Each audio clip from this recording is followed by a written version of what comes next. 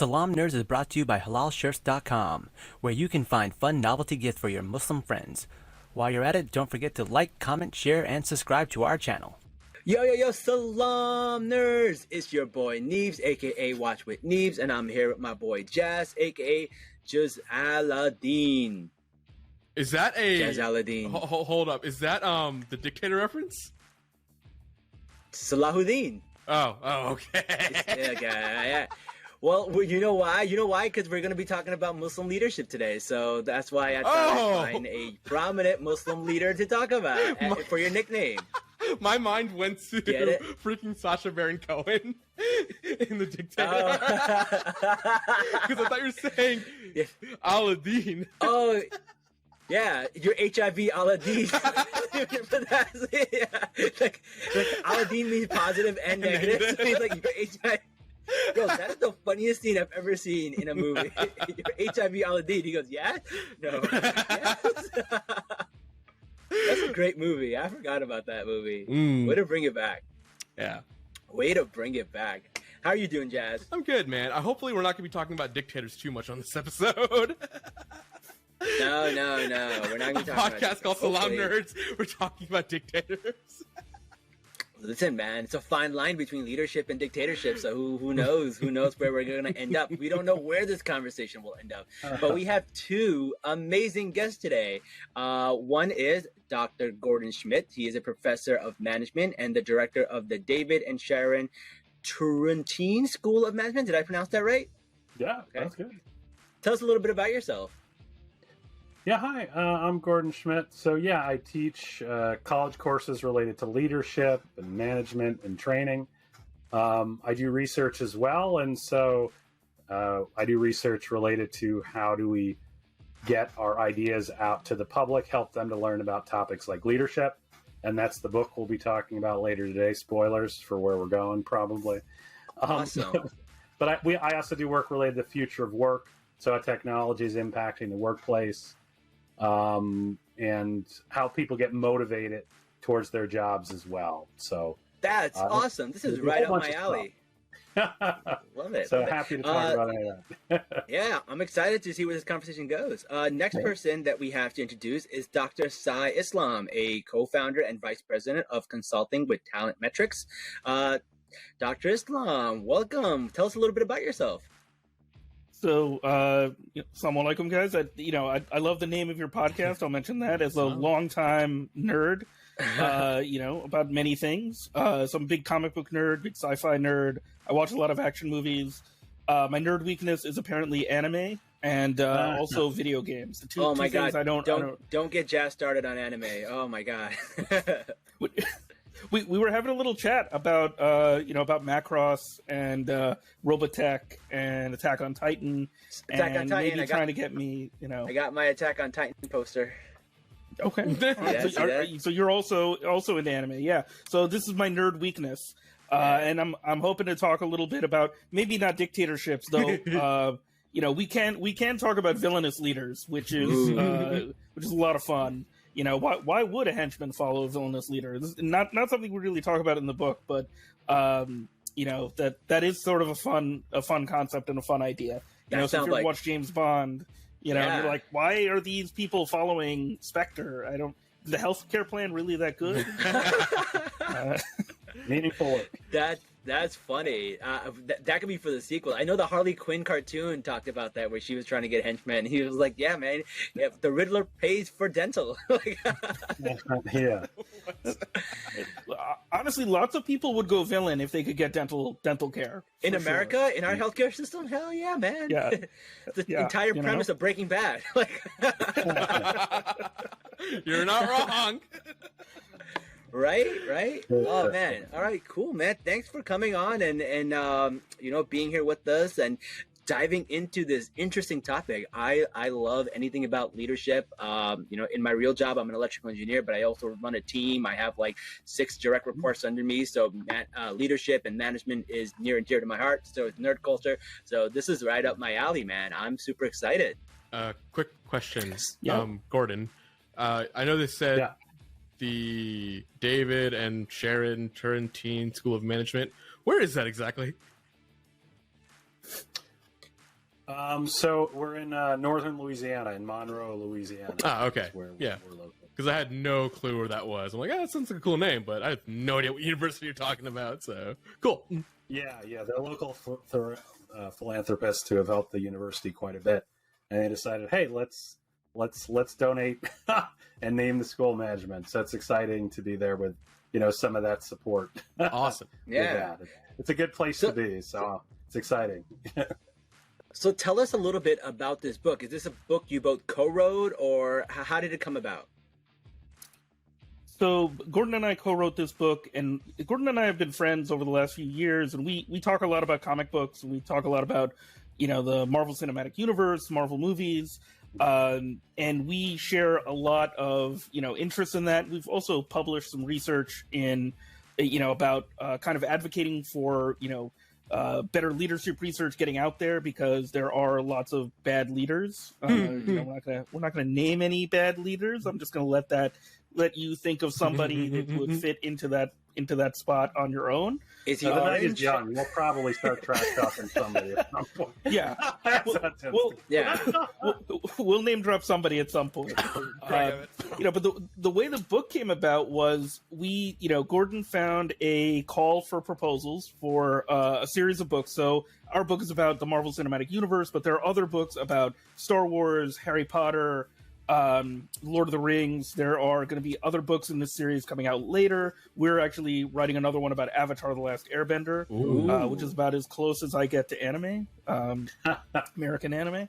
So we wrote like this proposal. We said, "Hey, this is cool. Let's write about the Marvel Cinematic Universe," and they accepted our proposal. We took our COVID year to kind of write this. Did I miss anything on that, Gordon? Yeah, well, I bring to this team the white guy confidence. So when I saw that book proposal, I was like, hey, we can do this. And Sai's like, really? And I was like, yeah. Proposal doesn't sound too hard. Let's go with it. I tell people all the time, I was like, you don't know what you can accomplish if you only have the confidence of a middle-aged white man. Absolutely. Yeah, that's good for me. It's not good for the world. Is what I've seen. Well, a lot of confident white guys without good skills or good ideas for the world. But I think this book is that's cool. One so of the better ones. So tell me a little bit about what made you want to use Marvel characters? Like, what was the inspiration of that? How do you even legally got to do that? That's so cool. Well, so it's funny. You talked to the VP of Disney for strategy and inclusion. Right. She seems very nice. Their legal team, I don't think, is as nice. No, No. I do not. There were some very specific things, like we couldn't directly quote things. There were some rules that we had to follow. So to kind of avoid infringing on their copyright. Oh yeah. But I think the reason that we started using the Marvel stuff is because both Gordon and I work as professors. In addition to my consulting, I also teach, and we like using pop culture examples. So in our classes, we might show a clip, from the Marvel Cinematic Universe or Avatar: The Last Airbender. Gordon actually shared a little activity that he did with personality assessment with me last week, right? Yeah. Where I think you were asking people to pretend that they were one of the characters, or yeah. So basically, you pick a popular culture character you like and talk about their personality. So you learn about different characteristics of personality, and so you're supposed to say this person is like this, and this is how that affects how they'd work with other people. So pop culture is full of characters that. So wait. So you pick a person in real life that say I work with Jazz. So I would say, who does Jazz I have to pick a character that Jazz reminds me of. Is that how it works? No, I think it was more generally, but some people did pick characters that are kind of. They're like, I know somebody kind of like Michael Scott or one of those people. So you could make it completely fictional. You could say my boss is like Deadpool. Whatever you want to do was fine for the assignment. We had some interesting, discussion on that. Yeah, definitely. Nice. Very interesting. So I almost want to take a class with you now. So we had these conversations, right? Oh, you feel free to hang out and take classes with us, right? But these are the conversations we were having, and it just felt like a natural fit to start talking about one thing writing a book. Certainly to note too is like Cy and I are definitely we're big comic book nerds for sure. We really grew up with this stuff, and to some degree the Marvel universe, these movies it's beyond our expectations in terms of what could happen. Growing up in the 80s and 90s, you had Fantastic Four movie that never came out. You had Captain America, that movie. The Hulk, that Hulk series was kind of like, I guess the greatest Marvel thing you'd ever saw was Bruce David Banner, the Hulk with Bill Bixby. And so it's crazy to kind of think about, how good some of these things are. And so, it's been an exciting time for these movies. It's weird that it's so mainstream because growing up, it's not that anyone above the age of like 12 didn't think any of this was cool. Even if we did, right? And so it's just been, it's such a great and a weird time to some degree because it's kind of like we're normies now, right? It's just like all this nerd culture is everywhere, and people still try to gatekeep, but man, how can you when these are the most popular movies in the world? So it's interesting. So we've always been interested in this stuff. The movies, we've watched them, and we always kind of think about the leadership and other concepts. And so when we heard about this book series, the Marvel movies was a pretty quick thing that came to mind, where it's like, you've got leaders like Captain America and Tony Stark. You've got situations where leadership happens, even though people are in conflict. Things like the Guardians of the Galaxy and all those crazy characters together.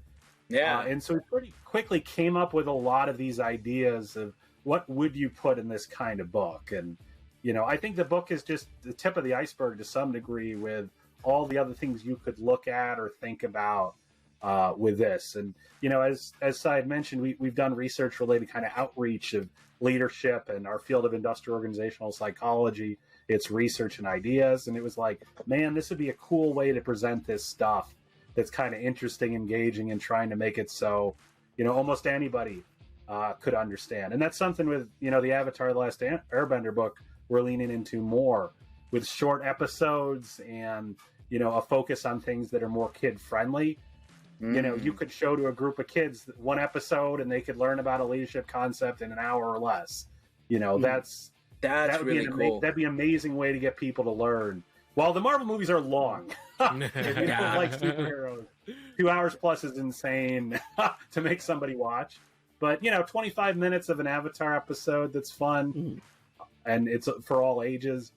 That's something we're excited about with the next book as well. With that even more accessible to some degree. Yeah, but even with like Avengers and stuff, like they have the TV shows, Earth Mightiest Heroes, Avengers, Spider-Man, Spectacular. Like there's leadership stuff in there too. You can show them those short 25-minute stuff. But I do like the fact that you brought up Captain America and Tony Stark, because they have very different styles of leadership, like very, very different. And like, does your book go into that? Like, does it describe the different types and like, explain the nuances of Civil War? Because you can see them about like going to the Sokovia Accords and like yes or no, and tell us a little bit about that. Give us a little sneak peek. So go ahead. I was going to say with Civil War in particular, we've got a chapter on conflict management, specifically related to that, and so we talk at length related to this sort of conflict between Tony, and Steve related to what we should do. And to me, it's one of the most tragic parts of the whole MCU so far, right? Maybe something more crazy and tragic is going to happen in phase 5 and 6. Who knows? But it's this idea of these two guys that both care about this. It's important, but neither's willing to compromise or really listen to the other to try to come up with a way to deal with this. So we talk about different ways, different types of conflict we can have. So we can have conflict of ideas or conflict of personalities. So Captain America and Iron Man have conflict of personality, right? They're oil and water together a bit. When they work together well, you've got different perspectives, and that helps.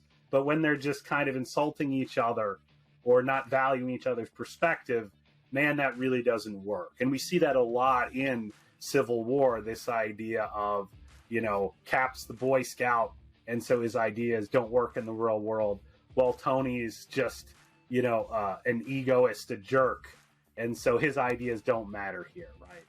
Right. And so what we see is instead they don't really deal with the potential for collaboration in their situation. So we talk about different ways you can resolve conflict. Generally, the best is what's often called collaboration. And when we talk about that, that means we really figure out each other's perspective and our goals. And a lot of times we may think we disagree about what's going on, when in fact, what we care most about isn't in conflict, and we can come up with a solution that maybe works better for both of us, or it meets your needs, but it doesn't cause real trouble to me. And we don't see that well at all in Civil War, right?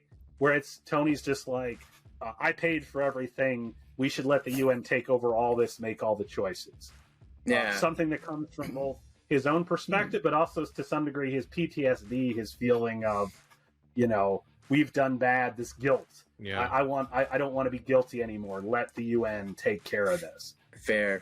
And Cap on that other side saying, this is a moral issue. We need to make these decisions. We can't become pawns of a government that may not be ethical, that may be corrupt. Certainly, Captain America: Winter Soldier is a lot about those issues. Hail Hydra. Yeah. And so to him, Hydra. Yeah, we can't just give up all of our agency.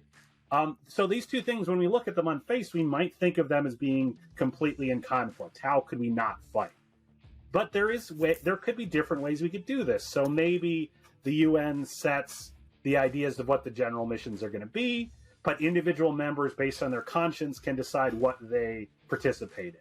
And we've seen that sometimes in the comics a little bit. Okay, I don't want to be on this mission. I remember Avengers Galactic Storm. There was a lot of this discussion on the team of what are you willing to do? What's that?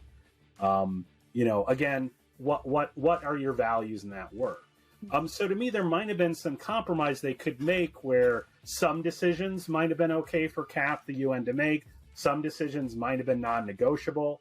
And you might have come up with a solution where the team could have been more effective. Because to some degree, in the Marvel movies, we just have some crazy big thing like Loki attacking or Thanos. They don't have to figure out priorities. It's just, well, the world might end, or even worse, New York might be destroyed. We just got to fix it right now. But in the comics, obviously, we see more of different things going on. In the real world, there's a million things you could help. You've got to prioritize. Are Cap and Iron Man the best at prioritizing?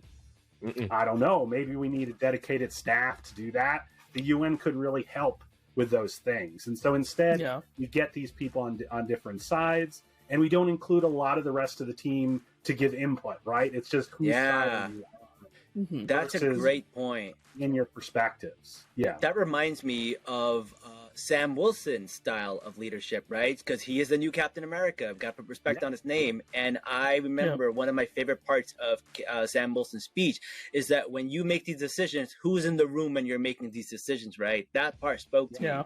And that shows good leadership. If you're making decisions on behalf of other people and they're not in the room, that's not good leadership. That's not good stuff. So, maybe Sam is the best leader we have, because maybe he's a little bit of Tony and a little bit of Steve. I don't know. We have yet to see that. I'll be excited to see where he goes. Exciting to see in these phases. Right. And that's going to be a good thing about phase 5 and 6. Twitter is not happy about them, and they're, maybe the tide turned a little bit and reported some more titles that people like. But, there's going to be different voices and different things going on that could be very interesting. We spent a lot of time with Tony. We spent a lot of time with Steve. We spent a lot of time with these characters, which is good. But new people doing cool new things is going to move forward this universe and keep it from getting stale. There's growing pains. It reminds me of the famous saying by Ford. He said that if I listened to what people wanted, I would have given them faster horses, right? So listening to what people want isn't always the best way to be innovative. So I have faith in Feige. I have faith in Marvel. I feel like phase 4 is setting the groundwork for a lot of stuff, and we're going to get to reap the benefits of it in 5 and 6. And then people are going to say, oh, 5 and 6 was amazing, 4 sucked. Well, you know what? You wouldn't have 5 and 6 if it wasn't for 4. So there you go. Yeah. But it's like phase 2, right? Like the phase 2 movies were okay. A lot of people didn't like them. They were right. spectacular. Yeah, they were okay. You know, I mean, I think Thor, my least favorite Marvel movie, Thor: The Dark World, is in that is in that group. Yeah. Iron Man 2 maybe is in that group. Right. Age of Ultron wasn't that great until like the folklore of Endgame and Infinity War built it up more. They added a little more layers to it. But I remember everybody hated Age of Ultron back then. Yeah. So, Sai, we were talking about, Captain America and Tony Stark as leaders, but like, what other styles of leadership are there? Like, who else do we have? So, my personal favorite leader in the MCU is T'Challa, the Black Panther. Especially, facts. Because he does something that you don't really see in Civil War, which is T'Challa reaches across the aisle and he turns an enemy into an ally when he works with M'Baku. So somebody that he starts the movie off fighting, he ends up saying like, "Hey, I need your help now. Let's look at this bigger goal, this bigger picture. I'm ready to support you and your people." And even with a guy like Killmonger, he's ready to save Killmonger's life. He's ready to help him reform.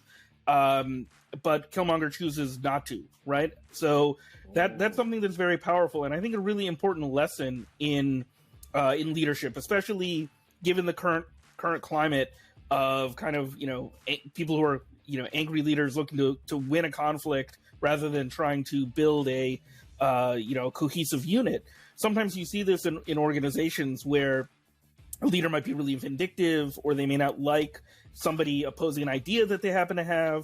And you have to really, kind of talk them through this concept of, look, you could, totally defeat this guy, but you still have to work with him. Just because you win this argument, you still have to live with this person. And it could be something where you have a difference of opinion on a design, or an idea about a mission, or what the values of the organization are. But you kind of have to figure out how to work through that and talk through that. And that's really one of the things that we talk about in the book about what makes T'Challa really a great leader, is this ability to kind of reach across the aisle and communicate and bring people together. And if you think about Black Panther, at the end, T'Challa takes Killmonger's idea, he takes the core of it, the good part of it, and he starts to implement it. Yeah. He says, okay, we should be doing outreach, we should be going out and sharing what we know. Let's start that. That part of the idea is good, but the way Killmonger went about it is not so good. Yeah. Right? So he really cared about himself over Wakanda, over the nation. And we see that all the time in organizations where there's a leader that has power and they care about themselves, their own personal goals and objectives, rather than the goals and objectives of the organization. And that's something that, in my consulting work, we try to correct. I do some executive coaching. I try to help leaders get better, to improve over time. That was also part of the impetus of writing the book, is it's easier to kind of have this conversation about,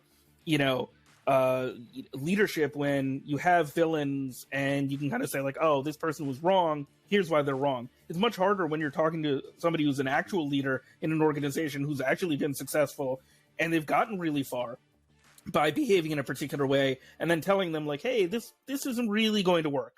Right.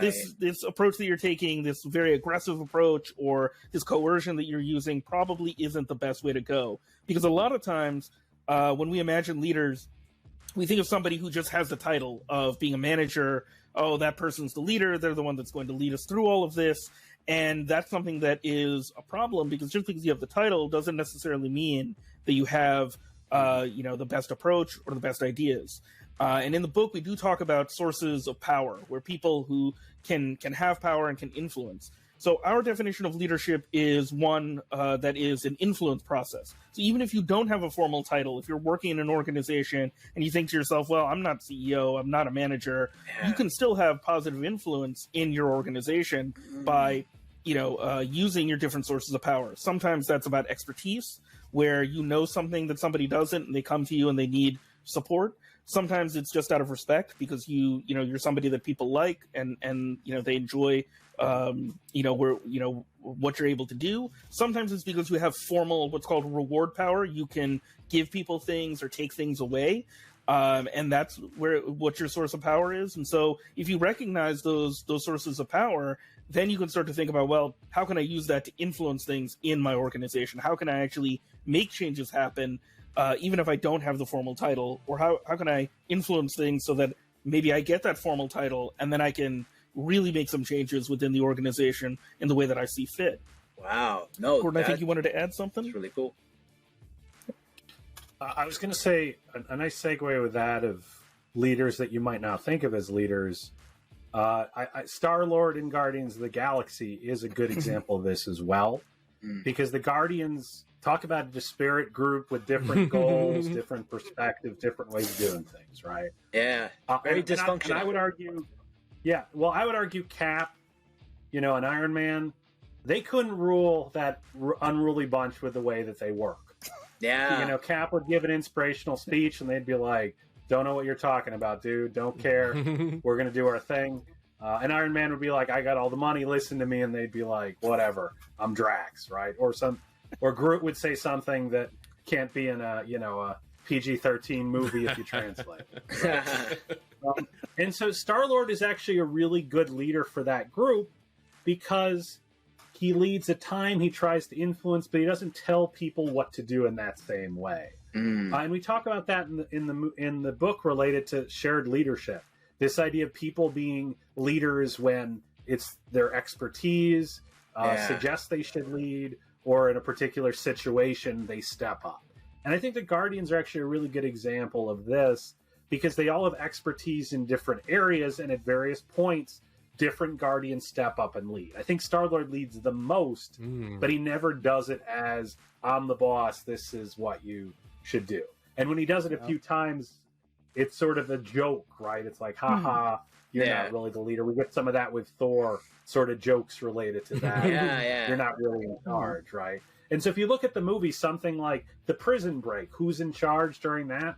Well, Rocket is an expert at prison breaks, and so we all listen to Rocket. We all listen to his plan. Well, and then Groot screws it up by doing it too quickly. But everybody this guy's the expert. If you want to do something related to Thanos, Gamora's the expert with that.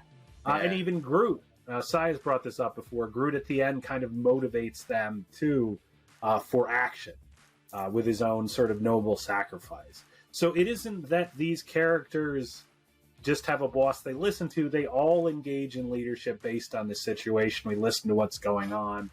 And even with Drax, we see when Drax doesn't listen to others, doesn't think of the team, that leads to a problem. And he realizes we've got to work together. I've got to follow at times versus just being the destroyer, right? He has to do that. And I think that's when the Guardians are a really good team ultimately is this. Are they messy? Yes. If you want them to do something exact, they'll probably do it a little wrong and break some stuff. Right? But Star-Lord is the right leader for that situation of what happens. Now, what if might suggest T'Challa would be better in that role?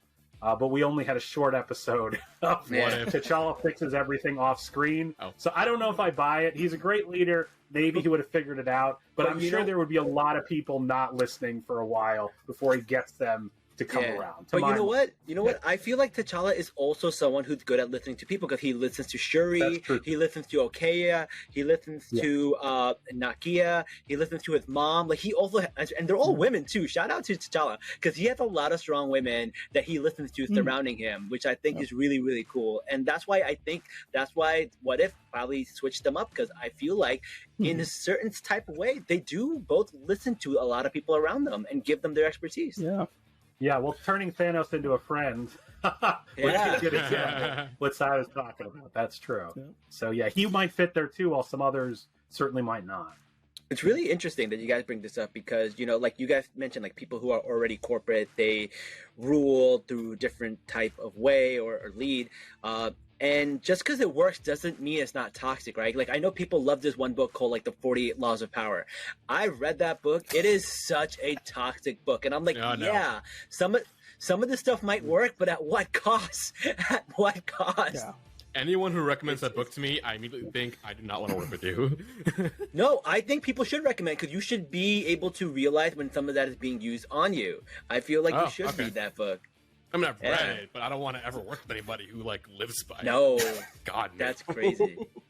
Is this a common book that do a lot of people you work with read the 48 Laws of Power? Because I've read part of it. It was a very popular book in the early 2000s that everybody was talking about how great it is. And my friends who are like MBAs and like, you know, moving up the corporate ladder, they all have read it and they all recommend it. And I'm like, I think you're missing the point. It's a very bro-y book. It's like the Art of War and like 48 Laws of Power. Like, these are the kind of books that like bro-y people, the like Wealth of finance pros, Nations. read. Yeah. So it's one of those kind of books, and we are as a community and world. I think we are past that. We know that some of this stuff might work, but we know that it's toxic, and we know that like deep down it'll catch up with you. So it's cool to see leadership explained in this way, which is a little more wholesome, and it's got superheroes, and it's pretty fun. I love the conversation. I thought it's really cool. I just bought the book, so you have one more sale now. Ooh. Oh, Jazz, man, you should have hold on. They could have given you a promo code or something, man. You could have got a Salaam promo code. Bruh, no. Yeah, I support this is our when you buy the creators. book during the podcast. Just order it. I support our creators This at is the full moment price. where They need all the revenue. Fair. Full price. This is the only time I'll advocate as a cheap brown guy. The only time I'll ever tell people to buy something at full price. Gordon and I were literally talking about getting discounts on T-shirts before we started recording. So this is very, this is not what I usually tell people. So, where's the Audible? I'm waiting for the Audible version. We got to get somebody to record it. Well, Yeah, who man. would you get to record your book? Ooh, you could have anybody you want. Who would you pick? That's a good question. I'll say Liam Neeson. Why not? Oh, Let Liam Neeson read it. Okay. I just want to hear him say "I am Groot" and the man who led the League of Assassins. I mess with that. Yeah. There we go. Yeah, why not? He's Scorsese would be great because it'd be so weird. Movies aren't art, but I do Audible for books about them. that's hilarious. Oh my I think he's going to pass. trolling. I'm just going to throw it out there. But Martin, if you're listening, we'd love to have you. This is a good book. Yeah, he I know listens you're to our not big on podcast while he's at work. Yeah, of course, probably. What else would he listen to? He likes to catch up on Bachelor content. That's why. It's not no superhero movies, only The Bachelor. That's some of his later work. Oh man, that's the next book you should read. Leaders in reality TV, like do The Bachelor and like Survivor. That would be interesting. Gordon, should we mention some of the future books in the series? So I'll note for you, we did a presentation related to pop culture, and so we talked about the books that exist so far: the Marvel book, Harry Potter, Star Wars, and Middle Earth. And this was at a teaching conference, and we had a group of women at the back that were like, "Those are all for dudes. Yes, That's not what we watch. We want a chapter on The Real Housewives. That was one of them. I think it might have been Real Housewives and RuPaul's Drag Race. That's what they wanted. listen. You forgot the other one, Kardashians. They were saying Kardashians. leadership in those, and I was like, we should do something on those. That sounds like a good idea. So Fair. Look, then if you need any of the Housewives or reality TV, I got you. He actually has all the That's my connects. bread and butter.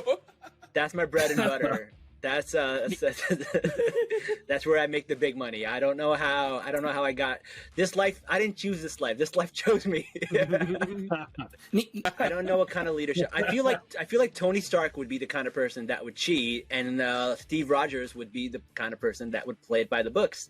Right? There's a line where he goes like, "Oh, would you be the one to lay your life down on the wire?" And he goes, "I'll just cut the wire." Right? That's very shortcutty. Yeah, that's definitely, that's one of the key differences. And sort of the arc of Tony over the course of the movies is getting him to the point where he's the one who's ready to sacrifice himself. Yeah. that kind of happens multiple times. It happens at the end of Avengers, the first Avengers movie, and then happens in Endgame. Yep. So, yeah. Tony's got an interesting arc. We talk about that in the book related to authenticity and self-awareness and being an authentic leader. Yeah. With kind of the idea is Tony's got to figure out what he really cares about and what type of leader and hero he really is. Because it's kind of interesting if you look at the Iron Man movies. Most of the movies are him trying to give up being Iron Man and trying to be like, I'm just going to be somebody that, you know, gives money and runs a benevolent organization. I'm not going to be a superhero. And that makes him miserable every time he tries to do that. You know, Iron Man 3 ends with him blowing up all the armor. Yeah. And then I guess hastily rebuilding it for the next movie in the next 5 minutes, as it turns out, you know. And so to me, he's got to figure out really what matters to him, and he needs to be that leader out there leading the charge. He's a flashy guy. He can be a good leader, but he's still going to be a jerk. Okay, so Tony's always a jerk, but that's who he is, and that's who he authentically is. So I have a comment on that, because I feel like you guys are right, but like I feel like Tony's biggest arc came when he met Peter, and I feel like mentorship is actually a big part of leadership. Do you guys ever go into that? Because that's what, like, mentorship for me has been the biggest vehicle for me to become a great leader, because you don't really know something until you got to teach something, and that's really is what makes you go leaps and bounds in terms of leadership. What are your thoughts? Yeah, so we actually have a whole chapter about leadership specifically around Spider-Man and Iron Man and their relationship. And so we talk a little bit about this goodness of fit model, where in order to, you know, find a mentor that you that really works with you, there has to be some commonality between you and the person you're getting mentorship from. And so in the Marvel Cinematic Universe, if you're a tech nerd, you look up to Tony Stark. Tony Stark's like your guy. And you're like, wow, he's got a great big company, he's doing all this stuff. And Tony kind of has to learn as well how to be a mentor, right? Like he's used to doing everything himself. And in fact, you see that pretty often in the movies, that he doesn't have the patience to wait until other people join him, but he's got to learn to kind of give support, you know, to Peter, both in terms of money. Like he's very quick to give Peter like a suit and an outfit and fly him to Germany and say, hey, let's just fight Cap and his guys. But the harder part is, you know, kind of when he goes to space with him and they're in the Infinity War, and, you know, kind of like helping him and giving him that sort of emotional support and telling him that, yeah, you could do this. You can be an Avenger. You can, you know, and that means so much, especially to a mentee, to have your mentor kind of tell you that you can do something. You know, I kind of think about my own career, you know, being, you know, my degree is in industrial organizational psychology, not really a common degree in the South Asian Muslim community, not that common a degree in general, but when I talked to my family about that, they were kind of like, what is this thing you're studying? And so one of the reasons that I kind of like talking to people about the field is I'm hoping other people from a variety of backgrounds get interested in leadership and in psychology, and that they can kind of say like, oh, there's a guy who maybe looks a little bit like me, or isn't what I typically associate with psychology or with leadership, and maybe I could do that, because that's one of the ways in which we can kind of create pathways for new people. I agree. And Tony kind of has to learn that, you know, and it's a way to create that mentorship environment where Peter can learn and Tony learns too, because in order for a good mentorship relationship to work, you mentioned that like you learned how to be a leader through that mentorship behavior. That's that exchange where, you know, somebody you're mentoring, they get your knowledge, and then you get to hone some skills, and also the personal satisfaction of actually having helped somebody. That's part of that exchange, and that makes a mentor relationship very strong. So that's nice to hear. That's cool. Yeah, and we see this in the comics with Spider-Man as well, where especially early, there's that whole question of who does he think is relevant to his interests. So if you kind of read Amazing Fantasy 15, his first appearance, thinking about mentorship, Uncle Ben's giving him various information. He's kind of like, you old man, you don't know I'm going to be a famous, you know, masked entertainer. And then Uncle Ben, you know, spoilers, getting murdered. What? If you've never heard of Spider-Man. What? Sorry. Uncle Ben don't died? make it. The rice guy? Oh, yeah, him too. But he doesn't see Ben as how do you know anything about being a superhero, being this thing that I am now? And so the mentee really has to feel this mentor means something or is part of their experience. And I think that's Sai's discussion about having people that look like you and have your experience as leaders really matters, because when you look at those leaders and they're not like you, they don't seem to have that same experience or that same lived life, you don't think of yourself for that role and you don't see them as helpful. Yes. And Peter actually has this for a lot of early issues of Amazing Spider-Man, is he really feels alone and on his own and nobody is like him or could help him in that way.